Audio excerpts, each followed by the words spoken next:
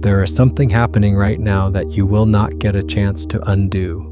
Not tomorrow, not next week, not in some future version of your life where you finally have enough time, enough clarity, enough courage to face what you've been circling for years. Right now. This moment, this exact configuration of your awareness in the quantum field you are embedded in. This precise intersection of your consciousness and the probability space surrounding you is unrepeatable, and you know this. Somewhere beneath the noise of your daily life, beneath the planning and the postponing, and the quiet negotiations you make with yourself about when you'll finally be ready, you know that this moment will not come again. That's not a threat. That's quantum mechanics. And tonight, you are going to look at it directly, not because someone told you to, not because you stumbled across the right affirmation or finally found the motivation you've been waiting for. You're going to look at it because something in you, the part that doesn't lie, the part that has been watching everything you've been doing and quietly noting the gap between what you say you want and how you've been living, that part of you is done waiting.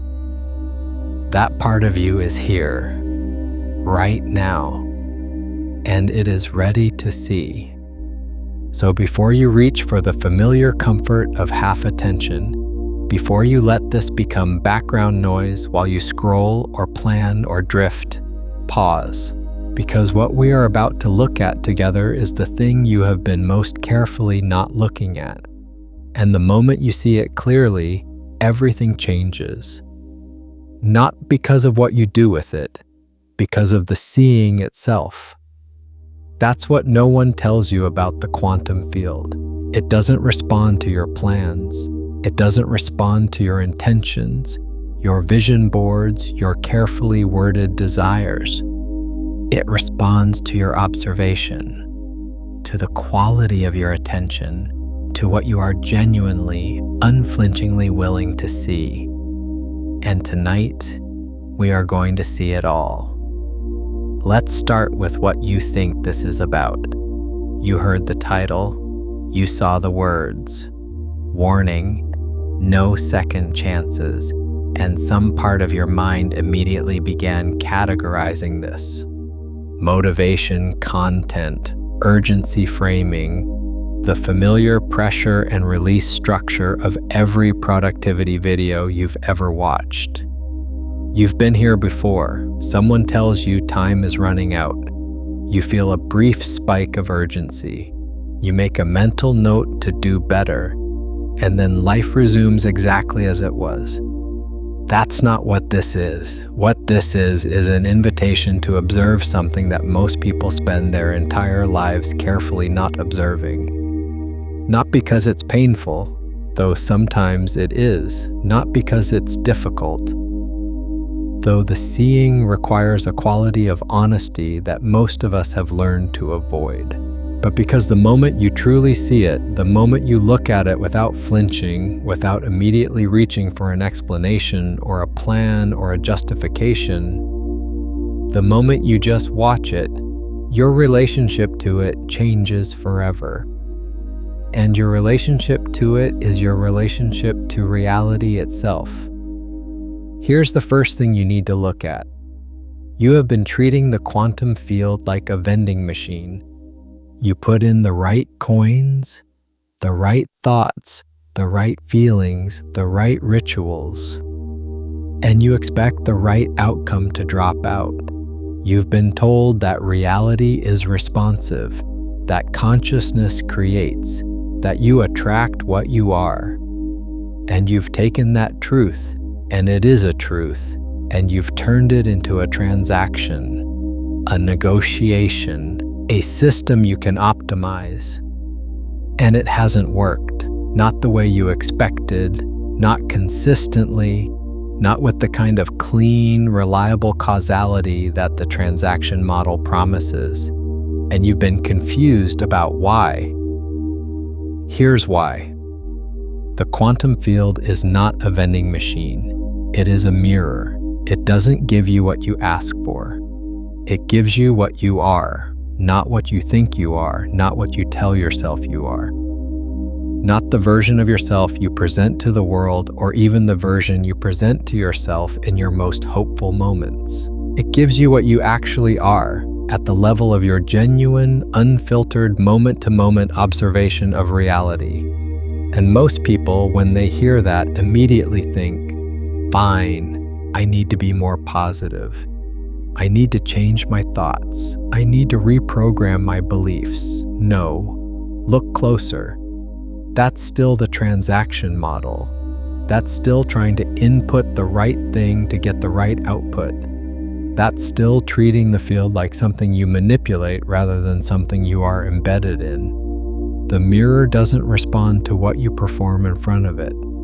It responds to what you are when you stop performing. And here's the question you need to sit with right now. What are you when you stop performing? Not what you aspire to be, not what you're working toward. What are you right now in the unguarded moments? In the moments between the affirmations and the visualizations and the carefully cultivated states of gratitude? What is the quality of your observation when no one, including you, is watching? Because that is what the field is responding to. That is the signal you are sending, constantly, without interruption. Not the signal of your best moments, but the signal of your baseline state, the frequency of your ordinary, unmonitored attention. And if you want to understand why your reality looks the way it does right now, not the version you're building toward, but the version you're actually living in, you need to look at that signal clearly, without flinching. This is where we start. If this transmission is reaching something real in you, take a second to like the video and subscribe. There's more of this kind of seeing where this came from, and I don't want you to miss what comes next. Let me show you something about the nature of quantum observation. And I mean this precisely, not as metaphor, not as inspiration, but as the actual mechanics of how physical reality behaves under the gaze of a conscious observer. In 1927, a series of experiments began to reveal something that the scientific community has never fully recovered from. The double-slit experiment, which you may have encountered before, but I want you to look at it differently now, demonstrated that subatomic particles, when not being observed, behave as waves. They spread out across all possible positions simultaneously. They exist in superposition, in a state of pure potential, occupying every possible location at once. And then you look. The moment a measuring device, a conscious observer, a detector, anything that registers the particle's presence, the moment observation occurs, the wave function collapses. The infinite spread of possibility contracts into a single, specific, definite location. The particle stops being everywhere. It becomes somewhere. The act of observation collapses possibility into reality. Now, most people hear this and think, that's fascinating physics, but what does it have to do with my life? Everything. It has everything to do with your life, because you are not separate from the quantum field. You are not a consciousness floating above physical reality, peering down at it, occasionally influencing it with your thoughts. You are embedded in it. You are made of the same particles that collapse when observed. Your body, your brain, your nervous system, all of it operating at the quantum level, all of it subject to the same principles. And here is the principle that changes everything. The field is not collapsed until it is observed.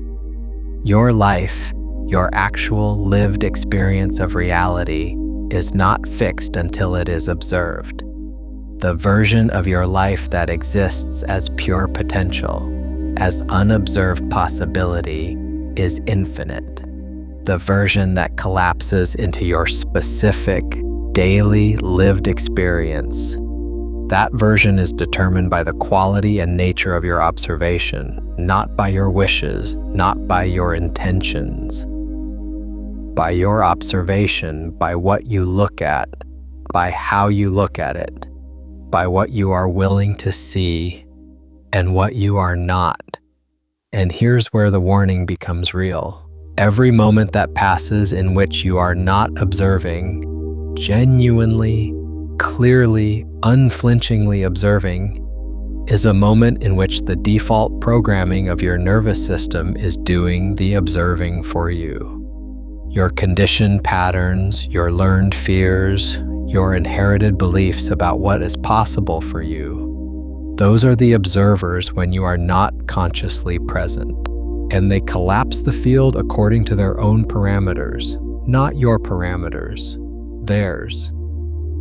You have been, in the most literal quantum mechanical sense, letting your conditioning observe your reality for you. And your conditioning is not interested in what you want. It is interested in what is familiar, what is safe, what confirms what it already believes.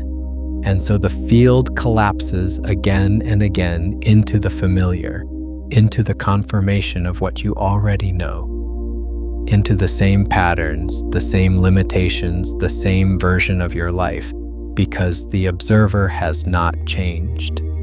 You have not changed, not the part of you that is doing the actual observing. And tonight, right now, you have an opportunity to change the observer, not by changing your thoughts, not by installing new beliefs, but by looking, by actually seeing what has been doing the observing in your name, by bringing the clear light of conscious awareness to the thing that has been running in the background, collapsing your reality according to its own outdated instructions. The moment you see it clearly, it loses its power to operate unconsciously. That's not belief. That's quantum mechanics. But look closer, because there's a layer underneath this that most people miss. You've heard about the observer effect. You've probably heard that consciousness collapses the wave function, and you've perhaps assumed that the solution is simply to observe more positively, to direct your attention toward what you want rather than what you fear, to focus on abundance rather than lack, on possibility rather than limitation. And that's not wrong, but it's incomplete. And the incompleteness is where most people get stuck. Here's what's actually happening when you try to observe more positively, when you try to direct your attention toward what you want.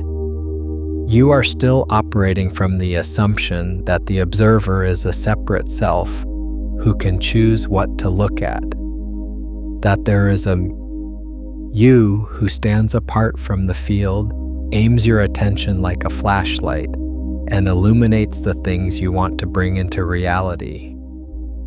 But who is that you? Watch this carefully, because this is where the real transformation lives. When you try to observe more positively, when you deliberately direct your attention toward abundance, toward possibility, toward the version of your life you want to be living, there's a part of you that is watching you do that, a part that knows whether the observation is genuine or performed.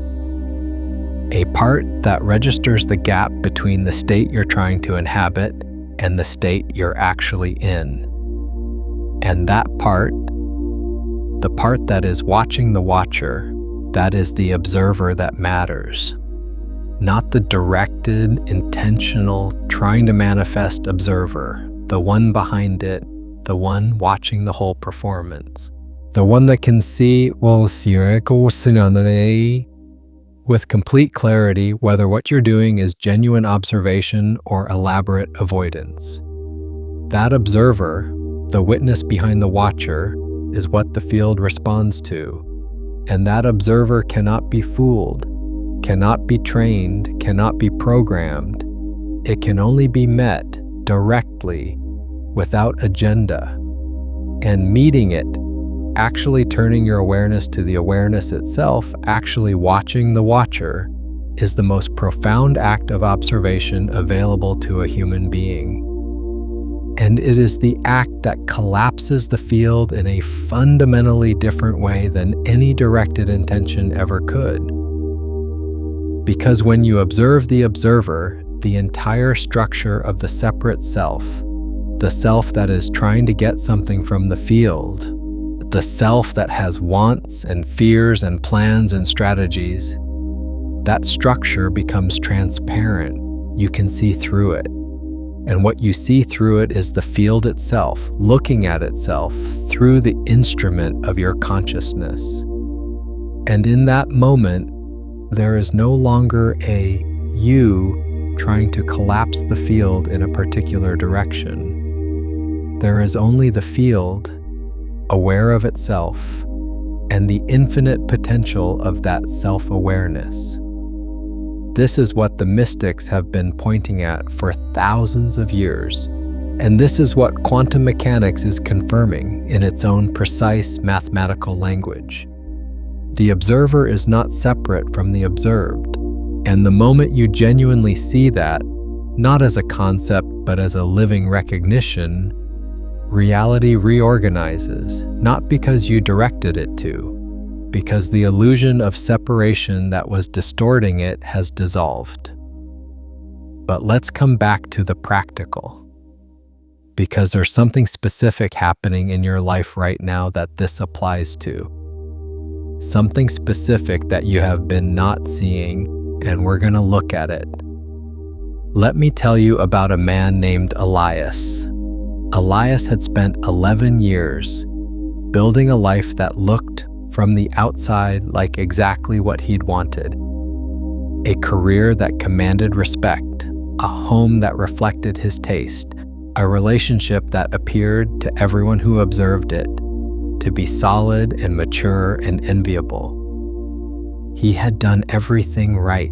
He had followed every principle, applied every technique, directed his attention toward what he wanted with discipline and consistency. And yet, there was a quality to his life that he could not name, a flatness, a sense that he was living in a photograph of his life rather than in the life itself, that he was moving through the days with competence and even occasional satisfaction, but that something essential was absent. Something that should have been there, given everything he had built, was not. He told himself it was normal, that this was what maturity felt like, the absence of the desperate hunger of youth, the settling into what you'd made.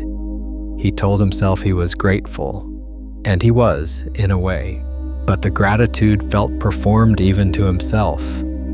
And there was one thing he never looked at. He never looked at the moment 11 years ago when he had made a choice. Not a dramatic choice, not the kind of choice that announces itself as a turning point, a quiet choice. The kind you make in the space between one breath and the next, in the pause before you speak, in the moment when you see exactly what is true and then decide, for reasons that seem reasonable, that seem compassionate, that seem wise, to look away.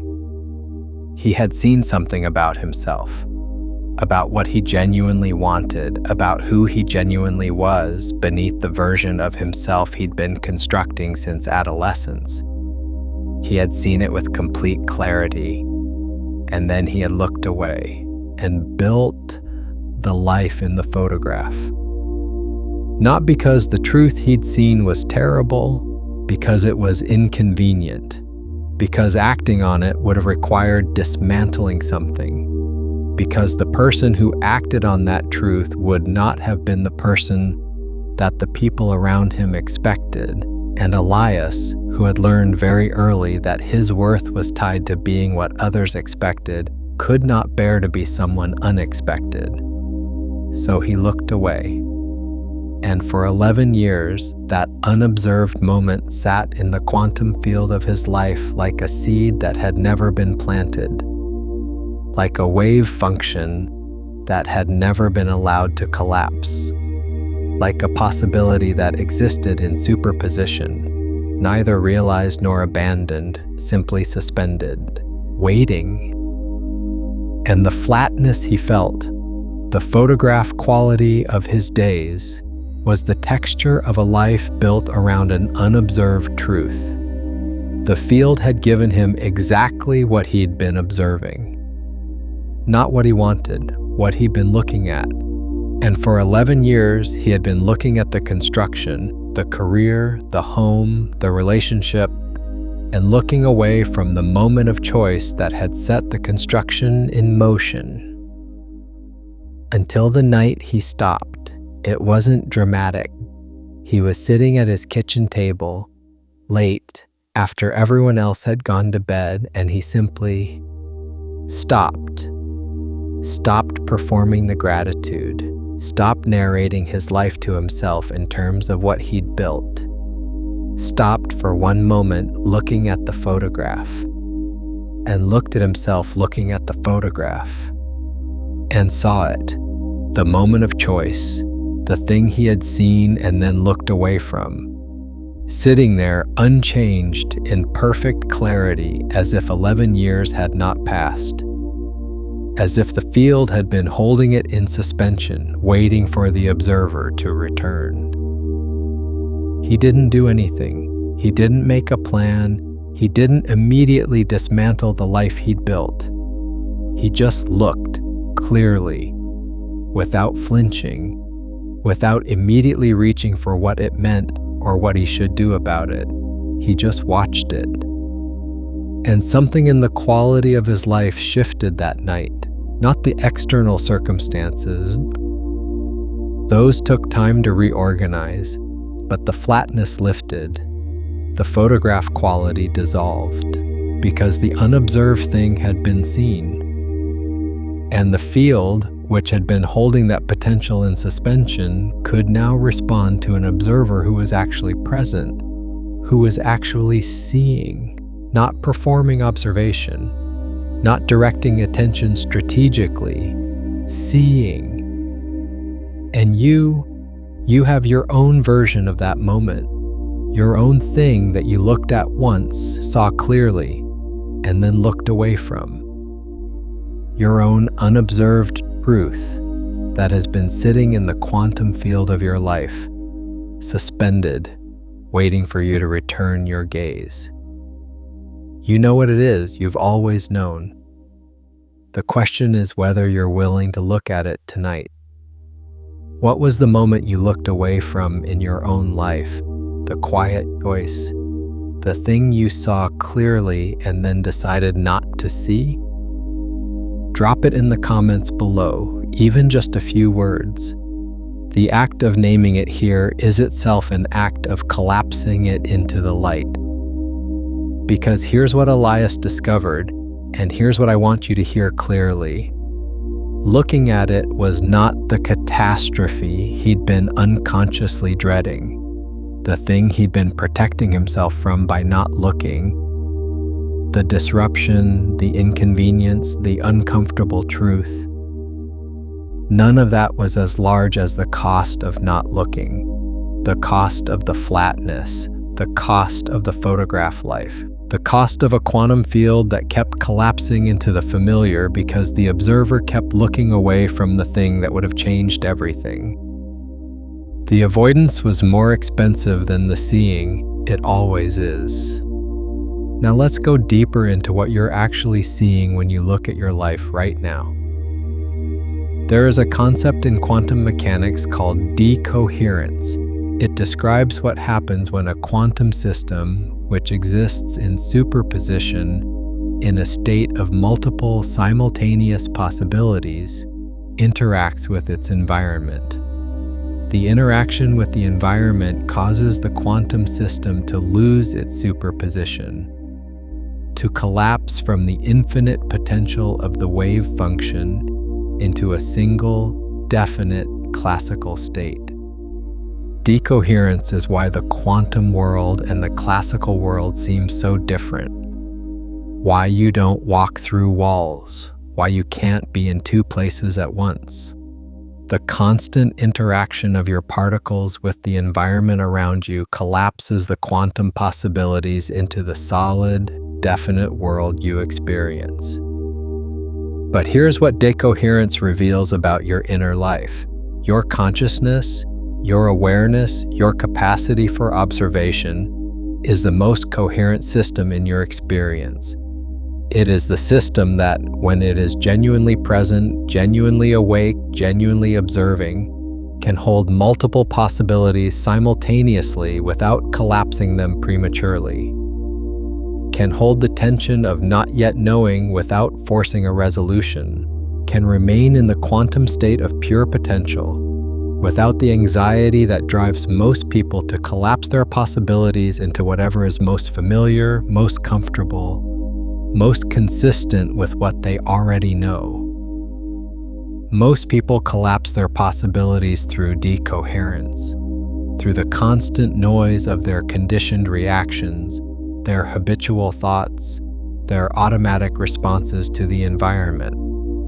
They never get to choose how their possibilities collapse, because the collapse happens before they're even aware it's occurring. The observer state, the state we are cultivating in this transmission, is the state of coherent consciousness.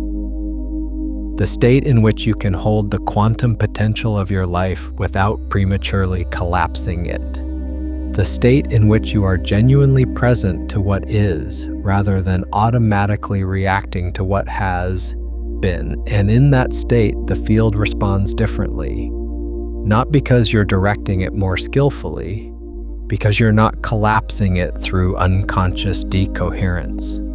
Because you're allowing the full quantum potential to remain available until the moment of genuine, clear, conscious observation, and then letting the collapse happen according to the nature of your awareness, rather than the nature of your conditioning.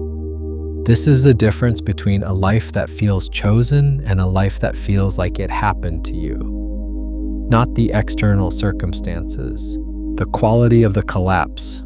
And tonight, right now, you have the opportunity to practice coherence, to practice holding your possibilities without collapsing them through habit and fear and the familiar noise of your conditioned mind. Let's do this now. Pause here. This is not a thought exercise, this is an observation. Close your eyes if you can. If not, soften your gaze, let your focus dissolve, and simply arrive. Arrive in this moment, not in the moment of your plans, not in the moment of your concerns about what this means or what you should do about it. This moment, the one that is actually happening. Notice your breathing, not to control it, not to deepen it or slow it or make it more meditative. Just notice it. Watch the breath moving in and out of your body with the same quality of attention you'd give to watching water move. Curious, precise, without agenda. Now notice what is happening in your mind. Not what you think should be happening, what is actually happening. The thoughts that are moving through, the concerns that keep surfacing, the plans and the worries and the quiet background hum of your ordinary mental activity. Watch it. Don't engage with it. Don't follow the thoughts to their conclusions. Don't argue with them or try to replace them with better ones. Just watch them the way you'd watch clouds moving across the sky. And now, notice who is watching. There is something that is aware of the thoughts, something that can observe the breath, observe the mental activity, observe the whole experience of being you right now. And that something is not itself a thought, it is not a feeling, it is not a belief or a plan or a fear. It is the observer, and the observer is always here, always present, always watching. Even when you are most lost in the noise of your conditioned mind, even when you are most deeply reactive, most thoroughly identified with your fears and your stories and your familiar patterns. The observer is here, watching, unchanged, undisturbed, completely clear. This is what the quantum field responds to, not the noise, the observer beneath the noise. Stay here for a moment, not because you're trying to achieve something, because you're looking at something real. The most real thing available to you right now, the fact of your own awareness. Now. From this place of clear observation, not from the noise, from the observer beneath the noise, I want you to look at something specific. Look at the version of your life you have been living. Not the version you're building toward, the one you're actually in, the texture of your days, the quality of your relationships, the state of the things that matter most to you. Look at it clearly. Without the story you tell about why it is the way it is, without the plans you have for how it's going to change, without the justifications or the gratitude practices or the reframes you've learned to apply when the reality of your situation feels uncomfortable. Just look at what is actually there. And now look at the gap. The gap between what is actually there and what you know, not hope, know, is possible for you. The gap between the life you are living and the life that has been waiting in the quantum field of your potential, suspended, unobserved, held in superposition by the fact that you have not yet looked at it directly enough to collapse it into reality. You know this gap, you've been living with it, in some cases for years, in some cases for decades. And the only question that matters tonight is this. What has been preventing the collapse? What has been keeping that potential suspended? What has been preventing the observer from looking clearly enough, steadily enough, honestly enough at what is possible for the field to reorganize around that observation? Look at it. Don't answer it yet. Just look. Because the answer is not what you think it is. You think the gap exists because of external circumstances, because of resources you don't have, opportunities you missed, timing that hasn't aligned, people who haven't cooperated, and some of that may be real. But it is not the primary answer. The primary answer is the quality of your observation. And specifically, the thing you have been not observing. Here's the layer underneath that. There is something in quantum physics called the measurement problem. It refers to the deep philosophical puzzle at the heart of quantum mechanics. The fact that the act of measurement, of observation, fundamentally changes the thing being measured. Not just reveals its position, but actually determines it. Before measurement, the particle has no definite position. After measurement, it does. The measurement doesn't just find the answer, it creates the answer. The measurement problem has never been fully resolved. It sits at the center of quantum mechanics as an acknowledged mystery. The fact that reality, at its most fundamental level, is not independent of the observer. That the observer and the observed are not separate. That what you call objective reality is, in some deep and irreducible sense, co-created by the act of observation. Now apply this to your inner life, the things you have not been measuring, the truths you have not been observing, the realities you have not been willing to look at. Those things have no definite form. They exist in superposition. They have not been collapsed into specific, workable reality. They are potential without form. And potential without form cannot be engaged with, cannot be worked with, cannot be transformed. The first act of transformation is not action, it is observation. It is the willingness to look at something clearly enough that it collapses from vague, threatening, amorphous potential into specific, workable, visible reality. And here's the thing about the measurement problem that changes everything. You don't just find what's there when you observe, you create what's there. Your observation doesn't reveal a pre-existing reality. It participates in creating the reality it observes, which means that the quality of your observation, the clarity, the courage, the honesty with which you look, is not just revealing your situation, it is shaping it in real time. Right now, the way you are observing your life tonight is participating in the creation of the life you will be living tomorrow, not as metaphor, as quantum mechanics.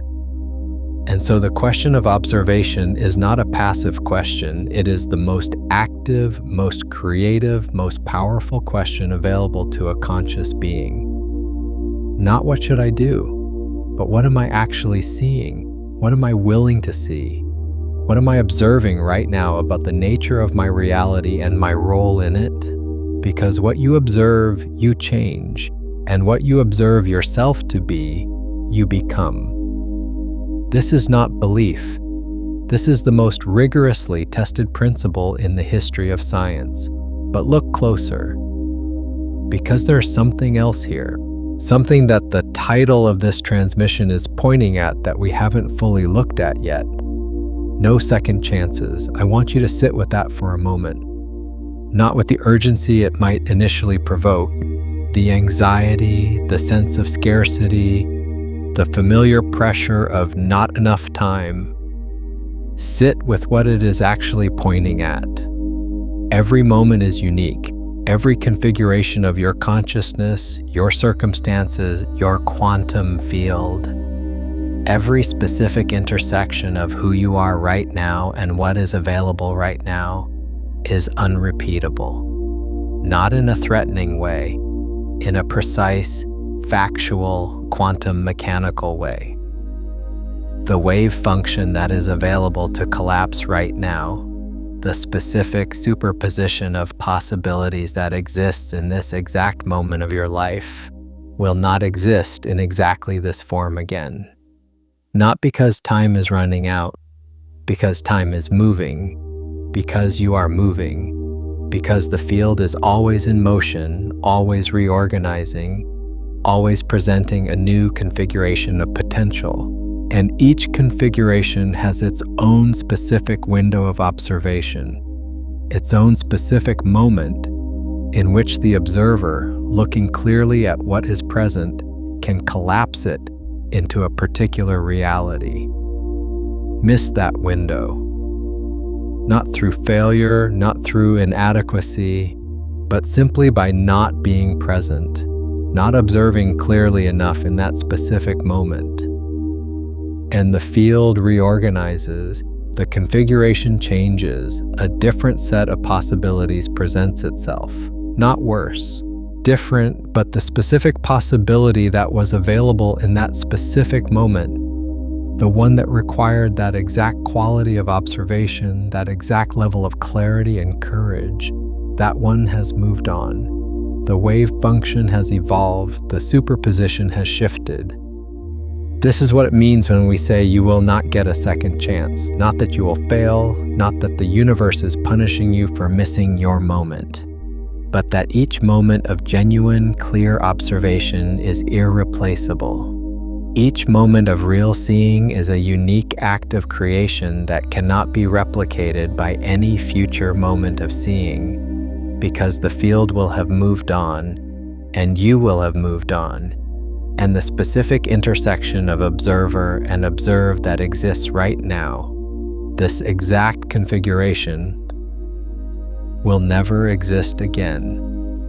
And the invitation, the urgent, precise, quantum mechanical invitation, is to be present to it. Now. Not in the abstract, not in the general sense of being more mindful or more intentional, but here, tonight, in this specific moment, with this specific configuration of your life and your consciousness and your unobserved truths and your suspended potentials. This is the moment. This is the observation. And it is happening now. Let me tell you about Mira. Mira had a gift she didn't trust. Not a metaphorical gift, an actual, specific, demonstrable capacity that people around her had been pointing at for years. A way of seeing patterns in complex situations that others couldn't see. A capacity for synthesis, for taking disparate, apparently unrelated pieces of information and perceiving the underlying structure that connected them. It was the thing that made her invaluable in every context she entered, the thing that people leaned on without always acknowledging, the thing that had produced results she couldn't entirely explain. She didn't trust it because she couldn't explain it, because it didn't fit the model of how valuable things were supposed to work. Through effort, through method, through systematic application of learned techniques. Her gift arrived the way quantum events arrive, suddenly, without apparent cause, as a collapse of possibility into specific insight.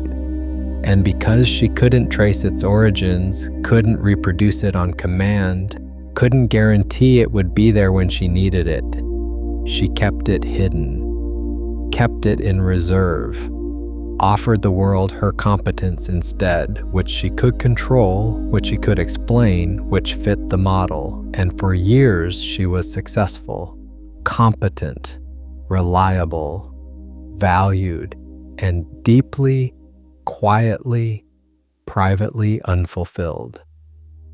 Because competence is not a gift, it is a skill. And skills, however impressive, however well executed, do not produce the particular quality of aliveness that comes from operating from your actual nature, from bringing what you genuinely are, not what you've learned to do, but what you simply are, into contact with the world.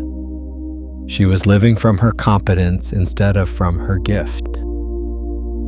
And the field was reflecting that, not punishing her, reflecting her, giving her exactly what she was observing herself to be: competent, controlled, reliable, but not fully present, not fully seen, not fully herself. And there was one specific moment when she had almost changed this. 3 years before the night we're talking about, she had been in a meeting, a high-stakes meeting, the kind where careers are shaped. And she had seen something, the pattern beneath the problem everyone was struggling with. The underlying structure that, once seen, made the solution obvious. She had seen it with complete clarity in the space of a breath. And she had almost said it. She had felt it forming in her, the words rising, the recognition so clear that she was certain, genuinely certain, that saying it would change the direction of the meeting, the outcome of the project, possibly the trajectory of her career. And then the familiar fear had arrived, the fear that she would be wrong.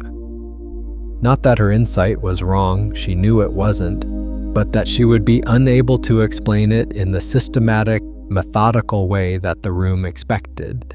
That she would say it and be unable to justify it and look like someone who operated on intuition rather than analysis, like someone whose process was mysterious rather than rigorous. So she had said something else, something competent, something safe, something that contributed without revealing. And the moment had passed.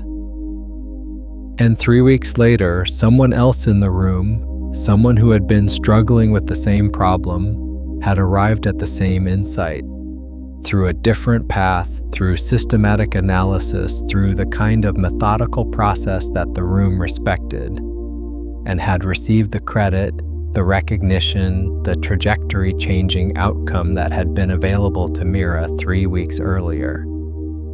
She had watched it happen with a feeling she couldn't quite name.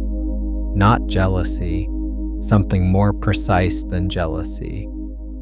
The specific feeling of watching a possibility you chose not to collapse being collapsed by someone else.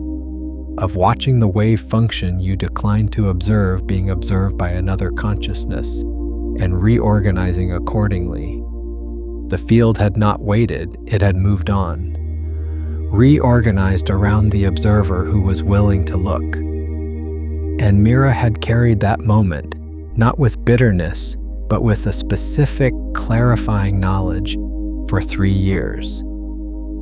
The knowledge that her gift, unobserved, unclaimed, kept hidden in the quantum field of her potential, would not wait indefinitely. That the specific configurations in which it could most powerfully collapse into reality were time-sensitive. That each moment she chose competence over gift was a moment the field reorganized without her. The night we're talking about, she stopped hiding it, not dramatically, not with a grand announcement or a sudden career change. She simply looked at it, looked at the gift she'd been refusing to claim, looked at the fear that had been keeping it hidden, looked at the cost of the hiding, not with self-recrimination, but with clear, precise quantum observation. Saw what was there, saw what it had been costing her, saw what was possible if she stopped looking away. And in that seeing, something shifted. The field reorganized, not because she made a plan, because the observer changed, because the quality of her self-observation changed, because she was, for the first time in years, genuinely seeing herself. Not the competent version, the real one. And you have your own version of this, your own gift that you've been hiding behind your competence, your own capacity that you've been keeping in reserve because it can't be explained, can't be guaranteed, doesn't fit the model of how valuable things are supposed to work. And the field has been waiting for you to claim it, not indefinitely, patiently, yeah, generously, yes, but each moment you don't observe it clearly, each moment you choose the safe version of yourself over the real one, the specific configuration of possibility that exists right now shifts, reorganizes, presents a slightly different set of potentials, not worse, different. But this configuration, the one that exists right now, tonight, in this specific intersection of who you are and what is available. This one is here now, and it will not be here in exactly this form again. So let's look at what you've been hiding, not in the abstract. Specifically, I want you to look at the thing you know you are. The capacity, the quality, the nature that you have been keeping in reserve because it doesn't fit the model, because it can't be explained, because claiming it would make you someone unexpected, someone who operates from a different kind of knowing than the world around you has been rewarding. You know what it is, you've always known, and the question is not whether you have it. The question is whether you're willing to observe it, to collapse it from the quantum potential of what you might be into the specific lived reality of what you are. Because the moment you observe it, genuinely, clearly, without the protective distance of maybe and someday and when I'm ready, the field responds. Not because you've performed the right ritual, because the observer has changed, because the signal you are sending to the field has changed, because you are no longer observing yourself as someone who has a potential gift. You are observing yourself as someone who is a gift. Present tense, active, real, and the field gives you what you are, not what you might be. What you are. This is where the second practice comes in. Pause here. This is not a thought exercise, this is an observation. I want you to bring your attention to the thing you have been keeping in reserve. The capacity, the quality, the truth about yourself that you have been protecting by not claiming it fully, not performing it, not declaring it, not announcing it to the world, just observing it, just looking at it directly with the same quality of clear, precise, non-agenda attention you'd give to observing a natural phenomenon. Notice what happens in your body when you do this, not what you think should happen. What actually happens, the physical sensation of looking at this thing directly, the tension, if there is tension, the expansion, if there is expansion. The specific quality of aliveness that comes from looking at what is real rather than what is safe. Notice the resistance, because there will be resistance. The familiar voice that says this is arrogant, this is premature, this is not yet justified, this is not how it works. Watch that voice. Don't argue with it. Don't try to silence it. Just watch it. Notice that it is a voice, a pattern, a conditioned response, and that you, the observer, are not the voice. You are the one watching the voice. And from that observer position, from the clarity of watching the resistance without being the resistance, look again at what you have been keeping in reserve.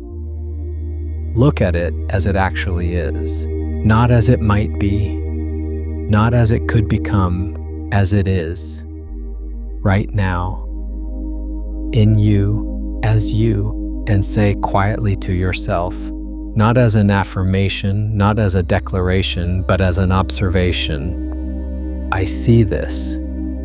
This is real, this is here, this is what I am. Stay with that. Don't rush past it. Don't immediately begin planning what to do with it. Just stay in the observation. Let the field register what you are seeing. Let the wave function collapse according to the nature of your genuine, undefended, present tense recognition. This is the act of creation. Not what you do next. This. Is there a gift you've been hiding behind your competence? A way of seeing or knowing that you've kept in reserve because it couldn't be explained? Tell me what it is in the comments. Your willingness to name it here is the field registering a new observer. Now let's go to the layer that most people never reach, the layer that is, in many ways, the most important one, and the one that the warning in this transmission is most precisely pointing at. You have been waiting for permission, not consciously, not in the obvious way of waiting for someone to tell you you're ready, you're worthy, you're qualified, but in the deeper, more insidious way of waiting for the conditions to be right, for the circumstances to align, for the fear to go away, for the uncertainty to resolve, for the version of yourself that is ready to step into this to arrive. You have been waiting for a future moment in which the observation will be easier, in which the seeing will require less courage, in which the gap between who you've been presenting yourself as and who you actually are will somehow have closed on its own without the discomfort of the closing. And here's what I need you to hear with absolute clarity: that moment is not coming. Not because the universe is withholding it, because it doesn't exist. Because the ease you are waiting for is not a condition that precedes the observation. It is a condition that follows it. The clarity comes from looking, not before looking. The courage comes from the act of seeing, not before it. The readiness you are waiting for is not a state you arrive at and then observe from. It is the state that the observation itself creates. You become ready by looking. You do not look because you are ready, and every moment you wait for the readiness to precede the looking, You are waiting for something that the waiting itself prevents. This is the quantum mechanical truth of the matter. The observer doesn't wait for the right conditions to collapse the wave function. The observation creates the conditions. The act of looking is the act of creation, and the act of waiting for the right moment to look is the act of keeping the field in suspension indefinitely. There is no right moment. There is only this moment, and this moment. In this moment, each one unrepeatable, each one a unique configuration of potential, each one available for the kind of clear, honest, courageous observation that collapses it into a specific reality rather than letting it dissolve back into the undifferentiated field of what might have been. And here's the specific thing I want you to look at right now, in this moment, with this level of clarity. What are you waiting for? Not in the general sense. Specifically, what is the specific condition you have been telling yourself needs to be in place before you fully show up? Before you fully observe yourself in your life with the honesty and courage and clarity that you know is available to you? Is it financial security? The relationship to be in a certain state? The career to have reached a certain point? Your own inner work to be more complete? The people around you to be more supportive? The world to be less chaotic? Look at it. Whatever it is, look at it directly. And now look at how long you've been waiting for it. And now look at whether the waiting has brought it closer. Not with judgment, with observation. Pure, clear, quantum observation. Has the waiting produced the condition? Has the postponement of full presence, full observation, full engagement with your actual life, has it moved you closer to the conditions you've been waiting for? Or has the waiting simply produced more waiting? Because here's what the field does with waiting. It reflects it. It gives you what you are observing yourself to be. And if you are observing yourself to be someone who is not yet ready, not yet in the right conditions, not yet in the right moment, the field gives you that. It gives you the experience of someone who is not yet ready, of conditions that are not yet right, of a moment that is not yet the right one, not as punishment, as reflection, as the perfect, precise, quantum mechanical mirror of your observation. And the only way out of the waiting is not to arrive at the conditions. It is to stop observing yourself as someone who is waiting for them. To look at yourself, right now, in this moment, in this specific, unrepeatable configuration of your life and your consciousness, and observe, I am here. I am the observer.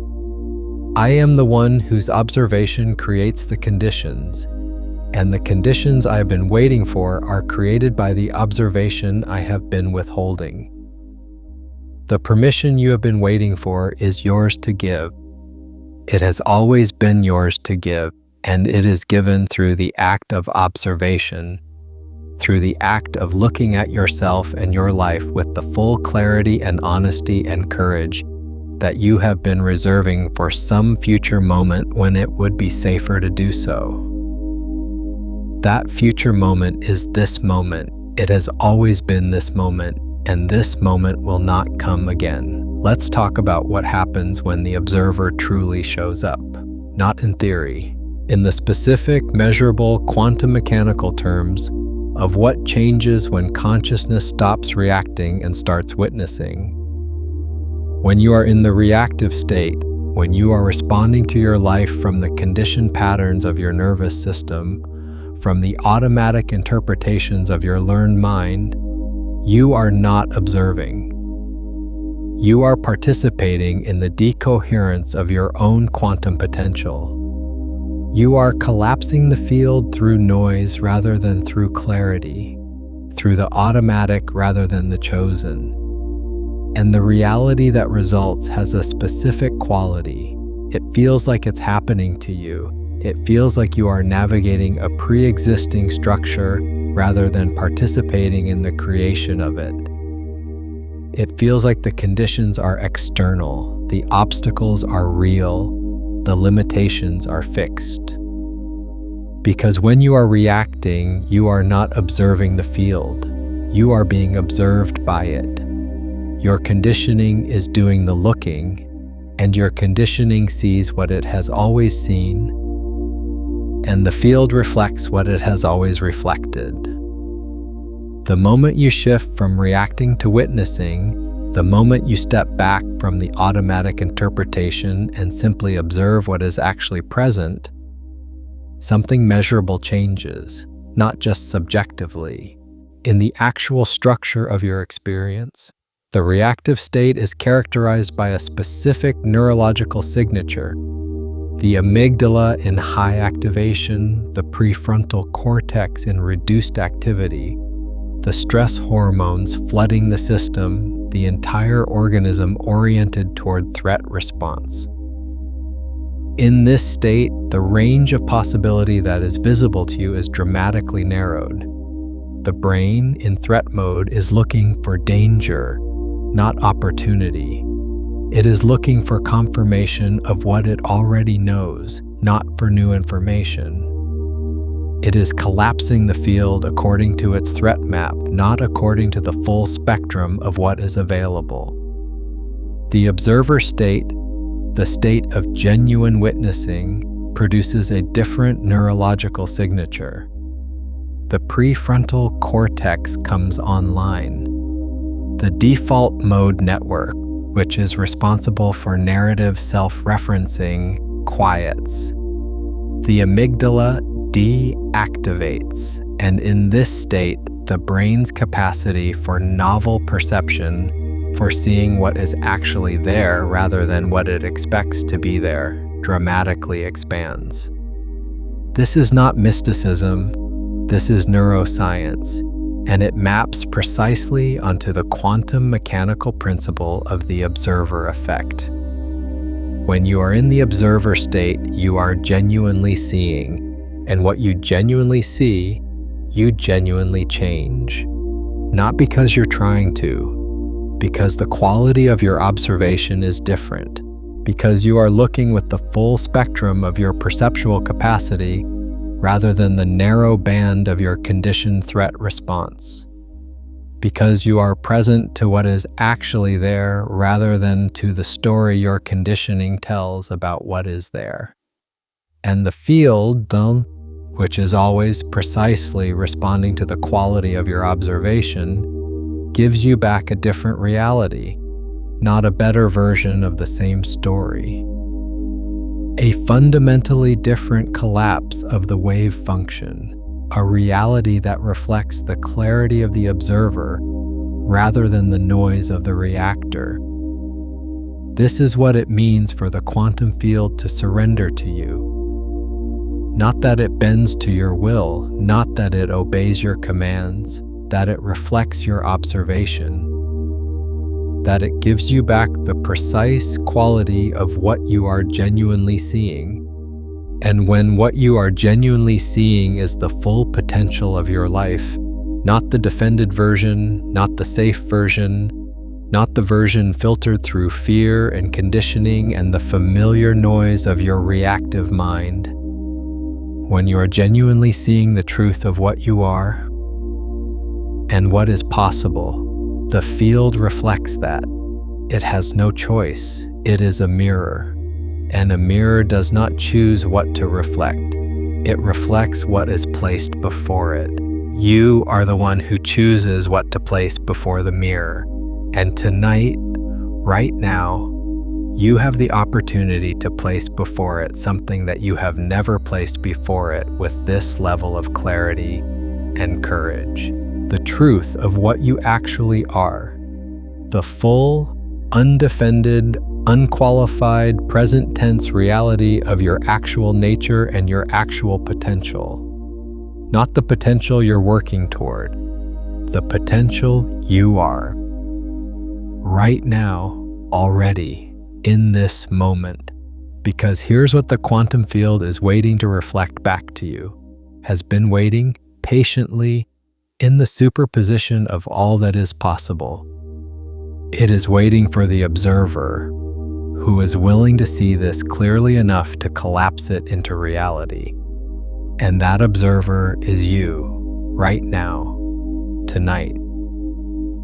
Let's do the final practice. Pause here. This is not a thought exercise. This is an observation. This is the one that matters. Close your eyes or soften your gaze. Arrive in this moment fully, not the moment of your plans or your fears or your history. This one, feel the fact of your own existence. The simple, undeniable, quantum mechanical fact that you are here. That consciousness is present, that the observer is awake and seeing. Now bring your attention to the quantum field of your life, not as a concept, as a felt reality. The field of potential that surrounds you, that you are embedded in, that is always in motion, always reorganizing, always responding to the quality of your observation. Feel it, not with your thoughts, with your awareness. The sense of possibility that is present in this moment. The sense that the version of your life that you know is possible, not hope is possible, know is possible, is available. Right now, in the field, waiting for the observer to look at it clearly enough to collapse it into reality. And now, look at it directly, without the protective distance of someday and maybe and when I'm ready. Look at it as if it is real, because it is real. It is quantum mechanically, demonstrably, precisely real. It exists in the superposition of your potential. It is there, right now. Look at it. And as you look, notice the quality of your looking. Notice whether you are looking with hope, which is looking from a distance, looking at something that is not yet here, or whether you are looking with recognition, with the quality of seeing something that is already true, already present, already real in the field, waiting only for the observer's clear gaze to collapse it into manifest form. Shift to recognition, not hope, recognition.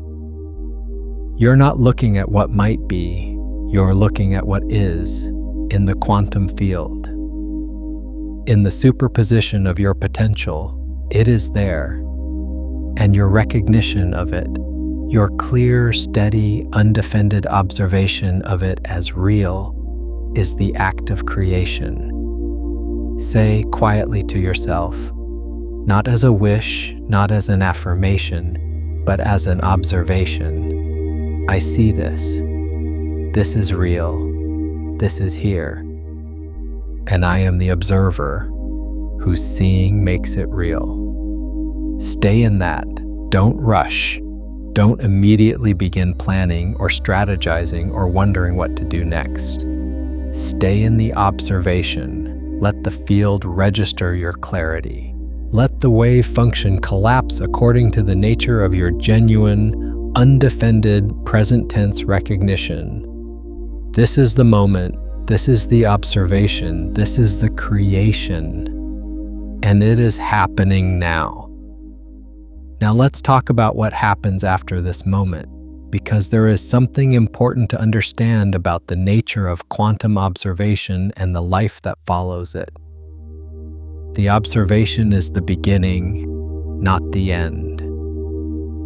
The collapse of the wave function is the moment of creation, not the completion of it. What you have just observed, what you have just collapsed into the specific reality of your clear seeing, now needs to be lived into. Not forced, not manufactured, lived. And living into a newly collapsed reality is not always comfortable. In fact, it almost never is.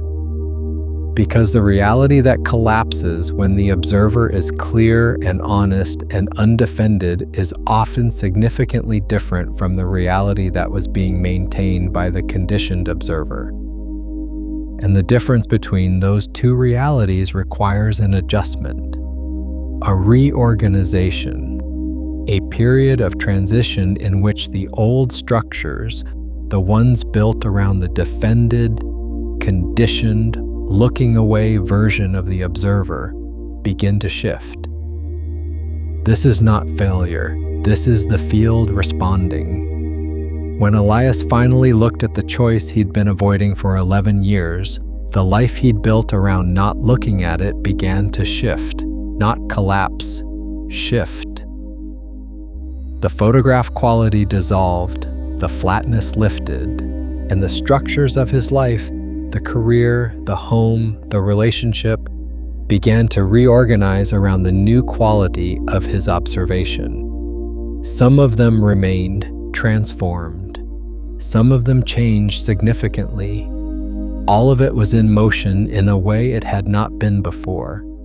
And there were moments of discomfort, moments of uncertainty, moments when the old pattern of looking away felt much more comfortable than the new practice of seeing clearly, moments when the familiar noise of his conditioned mind offered him the easy escape of reverting to the defended version of himself.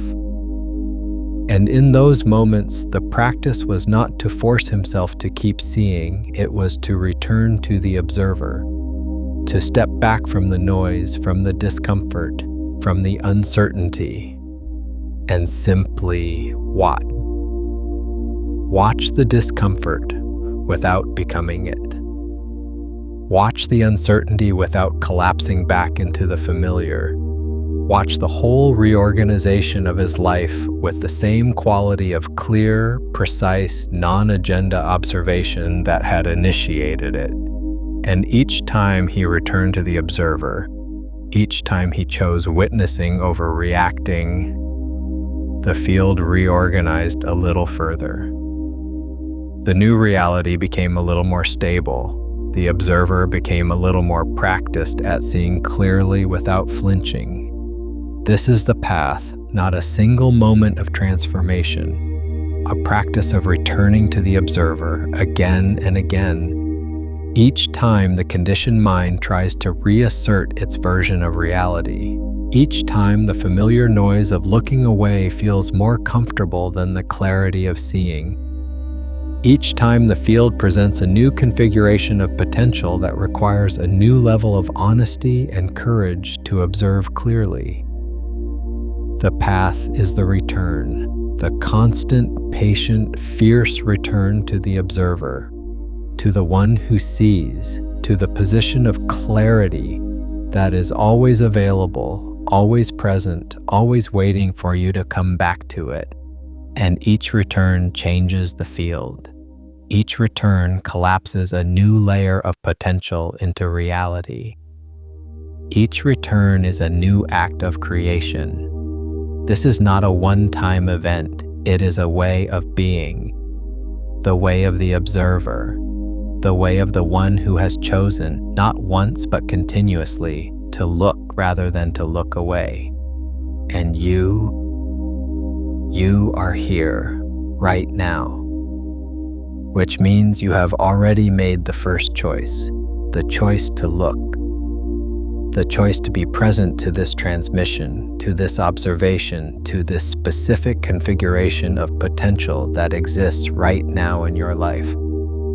That choice matters more than you know, because the field registers every act of genuine observation, every moment of real seeing.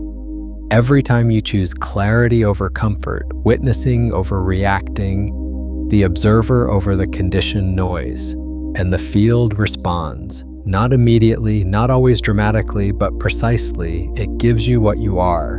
And when what you are is an observer a genuine, clear, courageous witness to your own life and your own potential, the field gives you back a reality that reflects that.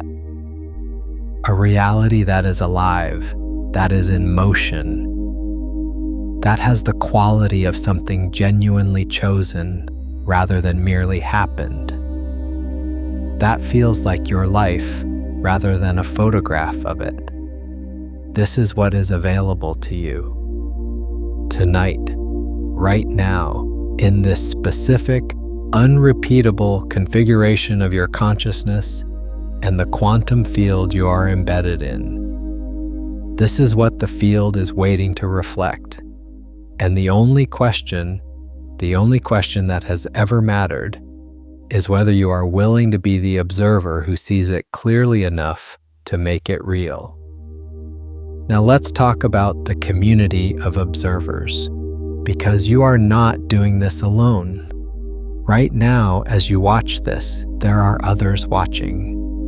Others who have come to this specific transmission at this specific moment because something in them, the part that doesn't lie, the part that has been watching everything and noting the gap, that part brought them here, the same part that brought you here.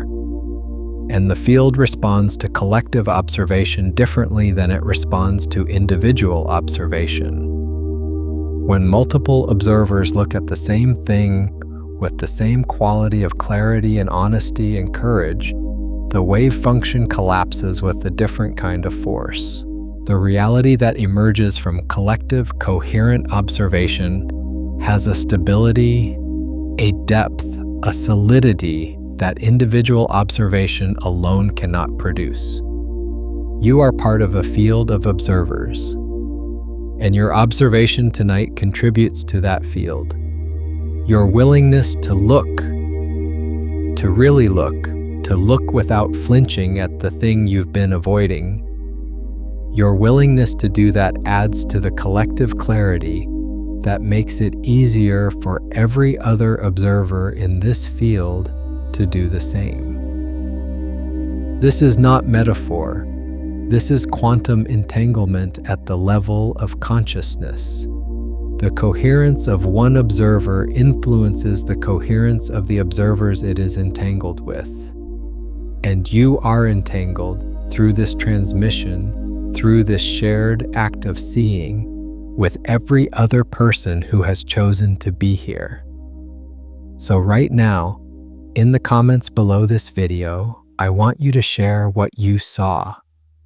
Not what you plan to do, not what you're going to work on. What you saw. The specific thing you looked at tonight that you had been not looking at. Even if you can only name it in one word. Even if the seeing is still tender and new and not yet fully formed into language. Share what you saw. Because the act of naming it, of bringing it into the shared field of collective observation, is another act of collapsing the wave function, another act of making the scene real, another act of choosing the observer over the one who looks away. And if what you saw tonight resonated, if this transmission gave you something to look at that you needed to look at, then share it. Not because of views or metrics, because someone in your life is carrying the same unobserved thing you were carrying before tonight. Someone in your life is waiting for the courage to look, and your willingness to share this is your willingness to be the one who gives them that courage. When you share this with them, you are not just passing along a video, you are extending the field of collective observation to include them. You are giving them permission to look. And that permission, received from someone who has already looked, carries a force that no amount of individual readiness can replicate. The seeing becomes contagious. The clarity amplifies in both directions. The field of observers grows every time someone chooses to look rather than to look away. And every growth of the field makes the looking easier for everyone in it. You are not alone in this. You have never been alone in this. If this transmission is still moving through you when the noise of the day has settled tonight, return to it. Watch it again from the stillness.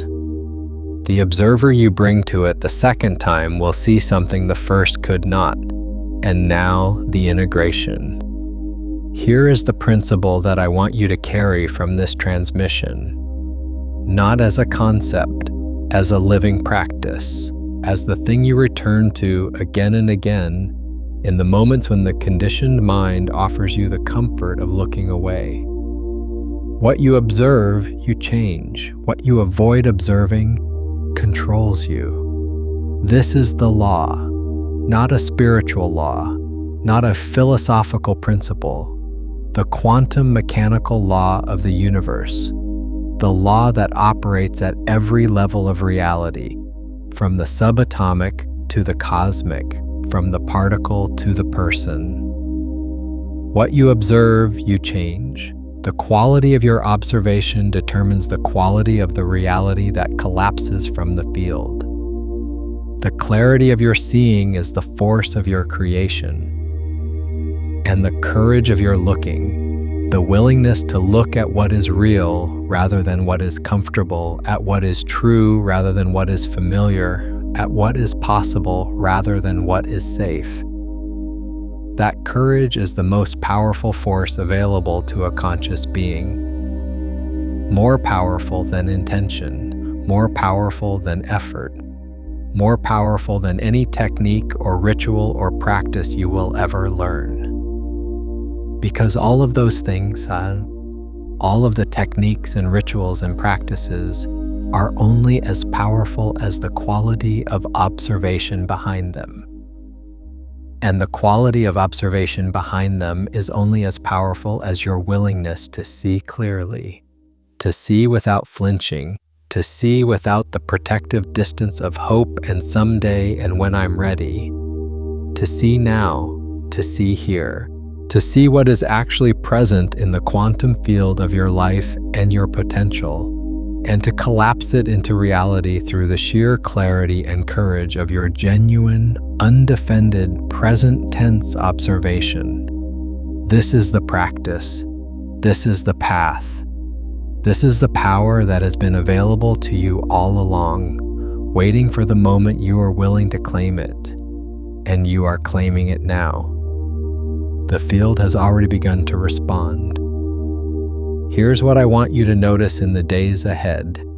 In the days following a genuine act of observation, a real moment of seeing something you had been not seeing, the field does not immediately reorganize into the perfect version of what you've been wanting. It reorganizes into motion, into aliveness, into the quality of a life that is genuinely in process rather than suspended in the superposition of potential. You will notice things you didn't notice before, opportunities that were always present but invisible to the conditioned observer, connections that become available when you are genuinely present rather than defended, synchronicities which are not magical, which are the precise quantum mechanical result of your observation aligning with the field's potential, that begin to appear with a regularity that surprises you. You will also notice resistance. The conditioned mind does not surrender its version of reality without effort. The patterns that have been doing the observing in your name for years do not simply step aside because you've had one moment of clarity. They reassert. They offer their familiar noise. They make the looking away feel comfortable and the seeing feel threatening. And in those moments, the practice is the same as it has always been. Return to the observer. Step back from the noise. Watch the resistance without becoming it. And look again, clearly, without flinching. Each return is a new act of creation. Each moment of choosing the observer over the conditioned mind is a moment the field reorganizes a little further in the direction of what is genuinely possible. This is not a fast process, but it is an inevitable one, because the field is always responding, always, without exception, to the quality of your observation. And as the quality of your observation improves, as you become more practiced at seeing clearly, more willing to look at what is real, more courageous in your willingness to collapse the wave function according to your genuine nature rather than your conditioned fears. The reality that the field reflects back to you becomes more and more aligned with what you actually are. And what you actually are, beneath the conditioning, beneath the construction, beneath the defended version of yourself that you've been presenting to the world and to yourself, what you actually are is extraordinary, not in the inflated sense, in the precise quantum mechanical sense of a consciousness that is capable of genuine observation, of real seeing, of the kind of clear, honest, courageous witnessing that collapses the field according to the full potential of what is possible, rather than the narrow band of what is familiar. That is what you are. That is what has always been here, waiting beneath the noise, watching everything, noting the gap, patiently waiting for the moment you are willing to see it directly. That observer, the one that has been here all along, is the most powerful thing in your universe. Not because it controls, because it sees, and what it sees, it changes, and what it changes, it creates. And what it creates right now, tonight, in this specific, unrepeatable moment, is the beginning of the life that has been waiting in the quantum field of your potential for exactly as long as it has taken you to be willing to look at it clearly. That life is not in the future. It is not waiting for the right conditions. It is not contingent on the circumstances aligning, or the fear going away, or the readiness arriving. It is here, right now, in the field, waiting for the observer. And the observer is you. You were never meant to look away. The observer is the most powerful position in the universe. Not because it controls, not because it forces, not because it demands, but because it sees. Because it is willing to look at what is real with the full, clear, undefended quality of genuine attention. Because it knows, not believes, knows, that the act of seeing is the act of creation, that the moment of genuine observation is the moment the field surrenders, not to your will, to your clarity. And your clarity, the clarity you have brought to this transmission tonight, the willingness to look that brought you here and has kept you here through every layer of this unveiling. Your clarity is real. It is here. It is active. It is already in the field. And the field is already responding. What you observe, you change. What you avoid controls you. And what you have seen tonight, what you have looked at clearly, without flinching, without the protective distance of looking away, what you have seen tonight cannot be unseen. The wave function has collapsed. The observer has looked. And the field, which has no choice but to reflect what is placed before it, is reflecting you.